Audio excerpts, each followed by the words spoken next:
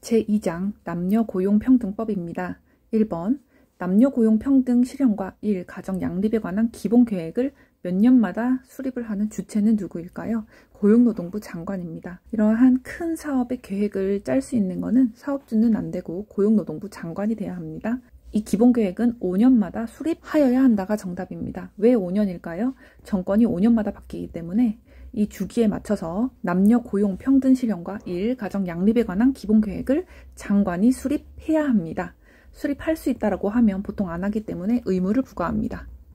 2번 고용노동부 장관은 사업 또는 사업장의 남녀 차별 개선, 모성 보호, 1. 가정 양립 실태를 파악하기 위하여 정기적으로 매년 1회 이상 조사를 실시하여야 합니다. 할 수 있다라고 하면 안 하니까 매년 1회 조사를 반드시 실시 의무적으로 해야 5년마다 기본계획을 정확히 수립할 수 있겠죠. 그 다음 3번 사업주는 동일한 사업 내의 동일가치 노동에 대하여는 동일한 임금을 지급하여야 한다. 여기서 동일가치 노동의 판단 기준은 직무 수행에서 요구되는 기술, 노력, 책임 및 작업 조건 등으로 하고 사업주가 그 기준을 정할 때에는 이 선택지가 3개가 있는데 정답은 노사협의회의 근로자를 대표하는 위원회 의견을 들어야 한다. 이게 맞는 설명입니다. 다시 한번 보겠습니다. 사업주는 동일한 사업 내의 동일가치 노동에 대하여 동일 임금을 지급하여야 합니다. 여기서 동일가치 노동의 판단 기준은 직무 수행에서 요구되는 기술, 노력, 책임 및 작업 조건 등으로 하고 사업주가 그 기준을 정할 때에는 단순히 근로자를 대표하는 위원이 아니라 꼭 노사협의회의 근로자를 대표하는 위원이 되어야 되고요. 노사협의회의 근로자를 대표하는 위원의 의견을 들어야 합니다. 의무적으로 의견을 들어야 합니다. 오답 보기로 그냥 근로자를 대표하는 위원이 많이 나오기 때문에 주의해서 살펴보셔야 합니다. 4번 사업주가 임금 차별을 목적으로 설립한 별개의 사업은 동일한 사업으로 본다가 맞습니다. 본다는 거는 간주한다는 뜻이죠. 사업주가 임금차별을 목적으로 설립한 별개의 사업은 이 말 자체에서 원래는 동일한 같은 사업이었는데 임금을 차별하려고 법에서 어긋나는 행동을 벌칙을 받지 않고 하기 위해서 별개의 사업을 꾸렸다는 얘기이기 때문에 동일한 사업으로 이거는 간주해버립니다. 추정은 반박할 수가 있어요. 그래서 이 문장 자체 구조상으로도 틀렸습니다. 본다가 맞습니다. 5번 직장 내 성희롱 예방 교육은 매년 실시하여야 합니다. 이것도 의무예요. 분기별이 아니고 매년입니다. 같은 말로 해마다라고 나오기도 하고 1년마다 라고 나와도 모두 같은 말입니다. 실시할 수 있다가 아니라 하여야 한다가 정답입니다. 6번 파견 근로자에 대한 성희롱 예방 교육은 누가 하냐면 사용사업주가 실시합니다. 파견 근로자는 지금 어디에 있죠? 원소속 회사가 있고 파견 근로자가 지금 사용사업주가 있는 사용되는 회사에 지금 근무하는 데가 여기에 있는 거잖아요. 갑이. 따라서 성희롱 예방 교육도 실제로 여기서 갑이 근무를 하고 있기 때문에 사용사업주가 실시를 해야 합니다. 7번 누구든지 직장 내 성희롱 발생 사실을 알게 된 경우 그 사실을 해당 사업주에게 신고할 수 있다가 정답입니다. 해야 한다, 의무가 정답일 것 같은데 이게 헷갈리지만 할 수 있다라고 꼭 기억을 해두세요. 누구든지 성희롱 발생 사실을 알게 됐다면 그 사실을 해당 사업주에게 신고할 수 있습니다. 8번 사업주는 신고를 받거나 직장 내 성희롱 발생 사실을 알게 된 경우에는 지체 없이 그 사실 확인을 위한 조사를 하여야 합니다. 의무입니다. 신고를 받거나 피해가 지금 발생됐다는 것을 알게 됐으면 바로 조사를 들어가야죠. 5일을 거칠 필요가 없습니다. 5일이든 7일이든 한 달이든 모두 다 오답이고요. 지체 없이 조사를 해야 합니다. 9번 조사 기간 동안 피해 근로자 등을 보호하기 위하여 필요한 경우 해당 피해 근로자 등에 대하여 근무 장소의 변경, 유급휴가 명령 등 적절한 조치를 하여야 합니다. 2번 사업주는 피해 근로자가 요청하면 근무 장소의 변경, 배치 전환, 유급휴가 명령 등 적절한 조치를 하여야 합니다.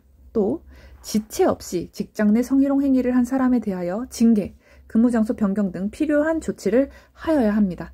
조치를 하기 전에 그 조치에 대하여 직장 내 성희롱 피해를 입은 근로자의 의견을 들어야 합니다. 지금 남녀 고용 평등법을 보고 있잖아요. 보고 있으면 의무로 끝나는 하여야 한다. 또 하여야 한다, 하여야 한다. 의무로 끝나는 서술어가 되게 많습니다. 성희롱 피해자가 여자라고 100% 단정 지을 수는 없지만 피해 근로자, 여성을 보호하는 법이기 때문에 하여야 한다라는 의무적인 표현이 많이 들어가는 것을 알 수 있습니다. 10번 고객 등 업무와 밀접한 관련이 있는 자의 성희롱으로 근로자가 고충 해소를 요청하는 경우 근무 장소 변경, 배치 전환, 유급 휴가의 명령 등 적절한 조치를 취하여야만 합니다. 의무입니다. 11번 배우자 출산휴가, 출산 전후 휴가 또는 유산 사산 휴가를 사용한 근로자에게 그 휴가 기간에 대하여 통상임금에 상당하는 금액, 즉 출산 전후 휴가 급여 등을 지급해야 한다 할 수 있다입니다. 출산 전후 휴가 급여를 지급하는 주체는 사업주가 아니라 국가죠. 국가는 출산 전후 휴가 급여 등을 지급할 수 있다가 정답입니다.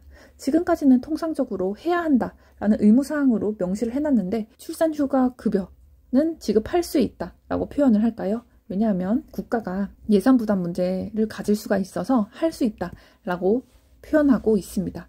지금까지 무엇을 해야 한다라고 했던 거는 고충 해소를 해주고 지체 없이 문제를 해결해주는 정도였는데 국가는 금전적인 예산 문제가 따르면 부담이 생길 수가 있어서 할 수 있다라고 표현을 하게 됐고 이게 맞는 설명입니다. 12번 지급된 출산 전후 휴가 급여 등은 그 금액의 한도에서 남녀고평법 또는 금기법에 따라 사업주가 지급한 것으로 봅니다. 즉 간주한다가 맞습니다. 다시 한번 잘 나오거든요. 지급된 출산 전후 휴가 급여 등은 전액이 아니라 그 금액의 한도에서 고평법 또는 금기법에 따라 사업주가 그 금액을 지급한 것으로 간주합니다. 추정이 아닙니다. 13번 사업주는 근로자가 배우자의 출산을 이유로 휴가를 청구하는 경우에 이거 진짜 중요한데 20일의 유급휴가를 주어야 합니다. 이게 2025년에 개정된 사항이에요. 지금 개정된 게 다 이거기 때문에 매우 중요합니다. 출제 가능성이 매우 높습니다. 사업주는 근로자가 배우자의 출산을 이유로 휴가를 청구하는 경우에 지금까지는 10일 유급이었거든요. 근데 개정사항으로 20일 유급으로 바뀌었습니다. 14번 휴가는 배우자가 출산한 날부터 90일이었는데 120일로 개정됐습니다. 120일이 지나면 청구할 수 없다는 얘기는 120일까지 출산 휴가 청구가 가능합니다. 15번 배우자 출산 휴가는 원래 2회였는데 개정이 돼서 3회에 한정하여 나누어 사용할 수 있는 것으로 변경되었습니다. 분할이 3회라는 건 최대 4번으로 나누어 사용이 가능하다는 뜻이거든요. 한번 볼게요. 배우자 출산 휴가가 10일 유급이었는데 2025년부터 개정이 되어서 20일 유급으로 바뀌었죠. 그런데 기존에는 또 배우자 출산 휴가를 2회에 한정하여 나누어 사용할 수 있었어요. 이 말은 5일씩 2번 사용할 수가 있었는데 20일 유급으로 바뀌면서 3회 분할, 즉 4번으로 나누어 사용이 가능해졌습니다. 총 20일인데 하나, 둘, 셋, 3번을 나누면 하나, 둘, 셋, 4번 나누어 사용이 가능하죠. 즉 5일씩 4번 사용이 가능해졌다는 얘기입니다. 분할이 3번, 즉 4번으로 나누어 사용이 가능해졌습니다. 16번 사업주는 근로자가 인공수정 또는 체외수정 등 난임 치료를 받기 위해서 난임 휴가를 청구하는 경우에 연 6일로 바뀌었어요. 6일 이내의 휴가를 주어야 하며 이 경우 최초 2일은 유급으로 한다. 원래는 연간 3일이었고 최초 1일만 유급이었어요. 그런데 이게 어떻게 개정이 되었느냐? 연간 6일 그리고 2일 유급으로 정확히 2배 늘어났습니다. 17번 근로자가 청구한 시기에 휴가를 주는 것이 정상적인 사업 운영에 중대한 지장을 초래하는 경우에는 근로자와 협의하여 그 시기를 변경할 수 있습니다. 합의가 되게 비슷해 보이는데 협의가 맞는 정답입니다. 18번 육아휴직을 시작하려는 날의 전날까지 해당 사업에서 계속 근로한 기간이 6개월 미만인 근로자는 육아휴직 제도가 적용 제외됩니다. 이게 헷갈릴 수 있어서 예시로 5개월 근무한 근로자는 6휴를 사용하지 못한다. 이렇게 생각해 두면 좋을 것 같습니다. 5개월 근무한 사람은 6휴를 사용하지 못한다. 아마 선택지로 6개월 미만으로 나올 거예요. 3개월과 헷갈리게 할 텐데 6개월 미만이 정답입니다. 19번 육아휴직 기간. 이것도 2025년에 개정됐기 때문에 꼭 숙지하셔야 됩니다. 육아휴직 기간은 지금까지는 최대 1년이었죠. 근데 지금 1년 6개월로 연장되었습니다. 단 조건이 붙었습니다. 조건은 2가지인데요. 첫 번째, 부모가 모두 한 자녀에게 동시에 3개월 이상을 사용하거나 두 번째로 한부모 또는 중증 장애 아동 부모의 경우에만 1년 6개월이 적용이 됩니다. 이거 두 개는 또는이에요. 또는 두 가지 중 하나의 조건을 충족을 하면 최대 1년 6개월까지 적용이 가능해집니다. 근데 두 가지에 충족되는 게 없으면 기존처럼 최대 1년간 육아휴직 기간을 사용할 수 있습니다. 또한 육아휴직 제도는 3회에 한하여 분할하여 사용할 수 있습니다. 2회에서 3회로 올해 늘어났습니다. 20번 사업주는 육아휴직을 마친 후에는 휴직 전과 같은 업무 또는 같은 수준의 임금을 지급하는 직무에 복귀시키려고 노력이 아니라 시켜야 합니다. 이것도 의무입니다. 사업주에게 재량권을 줘서 육아휴직을 마친 근로자에게 같은 업무나 같은 수준의 임금을 지급하는 직무에 복귀를 시키던가 아니면 사용자 재량 판단으로 복귀시키지 말던가 이거를 판단해라라고 하면 사용주는 아마 100% 6휴를 다녀온 근로자에게 단순 업무 또 기존보다 난이도가 낮은 업무에 복귀를 시키려고 할 거예요. 그러니까 근로자들의 자존감도 떨어지고 아기를 낳지 말아야 하나 이런 생각을 들게 할 수 있단 말이죠. 그렇기 때문에 사업주는 동일한 직무에 복귀를 시켜라 라고 의무사항으로 이렇게 규정을 하고 있습니다. 21번 육아휴직은 원칙으로 무급이나 그럼 육아휴직 비용은 누가 주고 있죠? 고용보험법에서 육아휴직급여를 지급하고 있습니다. 22번 육아기 근로시간 단축 후에 근로시간은 주당 15시간 이상이어야 하고 35시간을 넘어서는 안 됩니다. 단순 암기예요. 육아기 근로시간 단축 후의 근로시간은 주당 15시간 이상이어야 하고 35시간을 넘어서는 안 됩니다. 네, 눈에 잘 발라주시기 바랍니다. 23번 육아기 근로시간 단축 중 근로조건. 육아기 근로시간 단축 후 근로시간을 포함할까요? 제외할까요? 포함합니다. 단축 후의 근로시간을 포함한 근로조건은 사업주와 그 근로자 간의 서면으로 정합니다. 이것도 가끔 출제되는데 서면으로 정한다. 더 출제가 잘 되는 거는 이거예요. 그래서 이거로 빈칸을 뚫어놨는데 제외가 아니라 포함입니다. 24번 단축된 근로시간 외에 연장 근로를 요구할 수 없다가 원칙입니다. 근로시간을 더 적게 하려고 근로시간을 단축시켜놨는데 연장 근로를 요구하는 거는 원칙에 어긋나거든요. 따라서 원칙상은 연장 근로를 요구할 수 없습니다. 다만 근로자가 청구를 하는 경우에는 주 12시간 이내에서 연장 근로를 시킬 수 있습니다. 주 12시간 이내를 기억해 주세요. 25번 근로자는 육아기 근로시간 단축을 나누어 사용할 수 있다. 이 경우 나누어 사용하는 1회의 기간은 1개월 이상이 되어야 합니다. 1개월 이상이 되어야 합니다. 3개월이 많이 나오는 오답 선지인데 정답은 1개월입니다. 26번 육아휴직 중인 근로자에 대한 직업능력 개발 및 향상을 위하여 노력하여야 하고 출산 전후 휴가, 육아휴직 또는 육아기 근로시간 단축을 마치고 복귀하는 근로자가 쉽게 직장생활에 적응할 수 있도록 지원을 돕는 사람은 사업주입니다. 정부 말고 사업주는 지원하여야 한다. 이것도 의무입니다. 지원을 할 수 있다라고 하면 안 합니다. 다 이것도 일이기 때문에 바로바로 적응할 수 있는 근로자를 뽑으면 되지. 육아휴직 중인 근로자가 복귀해서 다시 적응을 하고 개발을 하고 향상을 하고 쉽게 적응할 수 있도록 돕는 것도 다 일 중에 하나이기 때문에 이렇게 재량권을 부여하면 안 하기 때문에 하여야 한다가 맞습니다. 주체는 사업주입니다. 27번 국가는 사업주가 근로자에게 육아휴직이나 육아기 근로시간 단축을 허용한 경우 그 근로자의 생계 비용과 사업주의 고용유지 비용의 일부를 지원할 수 있다가 정답입니다. 이것도 똑같이 그러니까 국가가 나오고 예산 부담이 나오면 이거는 해야 한다가 아니라 할 수 있다로 숨 쉴 틈을 만들어주는 것 같아요. 네, 28번 가족 돌봄 휴직, 29번 가족 돌봄 휴가인데 이거는 비교해서 한번 보겠습니다. 가족 돌봄 휴직, 가족 돌봄 휴가. 이름이 비슷해서 헷갈릴 수가 있는데 이거는 느낌을 일단 가져가야 돼요. 휴직과 휴가를 비교하면 휴직은 휴가에 비해서 상대적으로 긴 느낌이 들죠. 휴가는 휴직에 비해서 상대적으로 기간이 짧은 느낌이 듭니다. 네, 이거를 가지고 생각을 해볼게요. 일단 가족 돌봄 휴직이든 가족 돌봄 휴가든 둘 다 무급이고요. 휴직은 긴 느낌이 들기 때문에 연간 최장 90일로 하되 나누어 사용할 수 있다가 되고 가족 돌봄 휴가는 연간 최장 10일로 합니다. 이렇게 길이 차이가 납니다.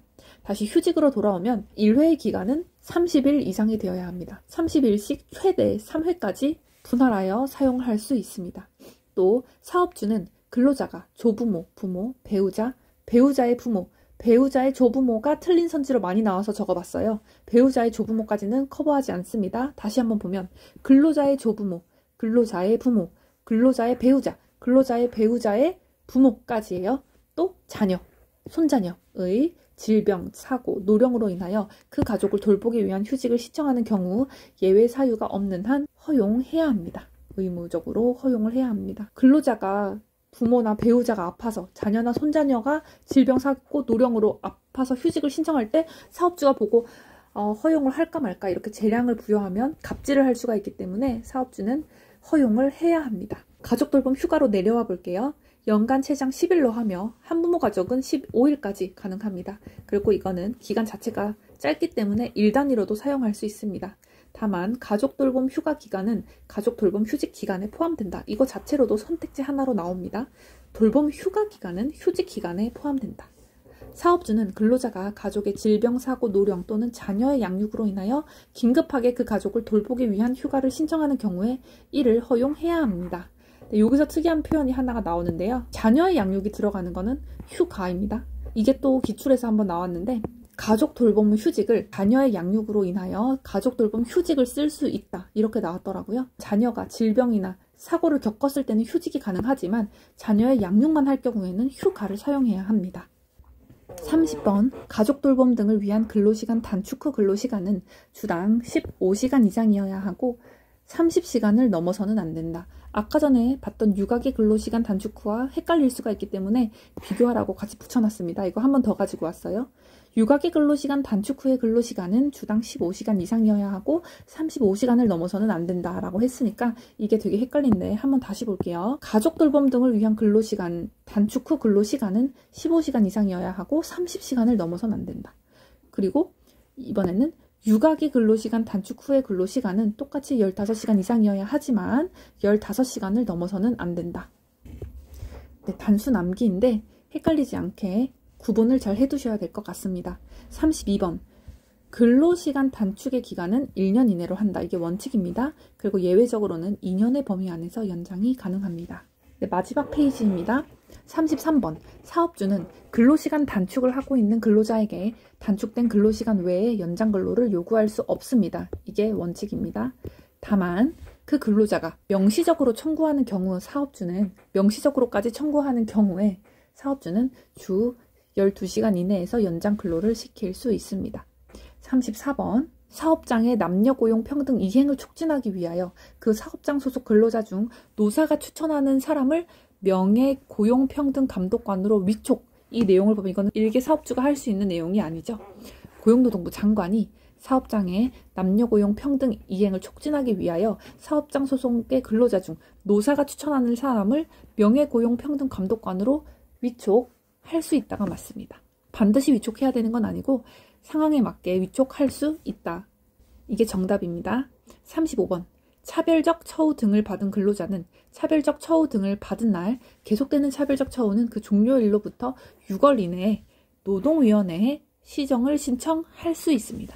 여기서 제일 문제로 많이 나오는 거는 3개월이라고 하는데 정답은 6월 이내입니다. 다시 한번 차별적 처우 등을 받은 근로자는 차별적 처우 등을 받은 날 계속되는 차별적 처우는 종료일로부터 6개월, 반년 안에는 노동위원회에 시정을 신청할 수 있습니다. 주의! 36번 마지막 문제입니다. 차별적 처우와 관련한 분쟁 해결에서 입증 책임은 당연히 사업주가 부담합니다.